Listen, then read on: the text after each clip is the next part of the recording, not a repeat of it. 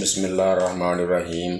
ایک ریاست کے بادشاہ نے یہ اعلان کروا دیا کہ کل صبح جب میرے محل کا مرکزی دروازہ کھولا جائے گا، تب جس شخص نے بھی محل میں جس چیز کو ہاتھ لگا دیا وہ چیز اس کی ہو جائے گی۔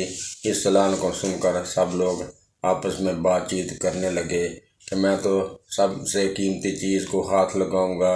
کچھ لوگ کہنے لگے میں تو سونے کو ہاتھ لگاؤں گا، کچھ لوگ چاندی کو، تو کچھ لوگ قیمتی زیورات کو، کچھ لوگ گھوڑوں کو، تو کچھ لوگ ہاتھیوں کو، کچھ لوگ دودھ دینے والی گاؤں کو ہاتھ لگانے کی بات کر رہے تھے۔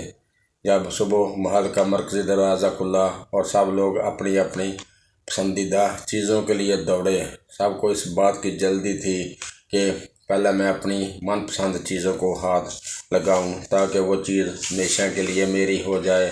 بادشاہ اپنی جگہ پر بیٹھا سب کچھ دیکھ رہا تھا اور آس پاس ہو رہی بھاگ دوڑ کو دیکھ کر مسکرا رہا تھا۔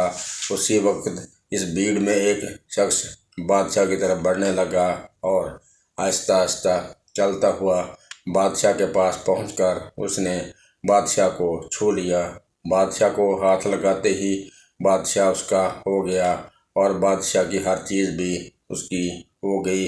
جس طرح بادشاہ نے ان لوگوں کو موقع دیا اور ان لوگوں نے غلطیاں کی، ٹھیک اسی طرح ساری دنیا کا مالک بھی ہم سب کو ہر روز موقع دیتا ہے، لیکن افسوس ہم عقل کے اندھے لوگ بھی ہر روز غلطیاں کرتے ہیں۔ ہم اللہ کو حاصل کرنے کی بجائے اللہ کی بنائی ہوئی دنیا کی چیزوں کی آرزو کرتے ہیں، لیکن کبھی بھی ہم لوگ اس بات پر غور نہیں کرتے کہ کیوں نہ دنیا کے بنانے والے مالک کو پا لیا جائے۔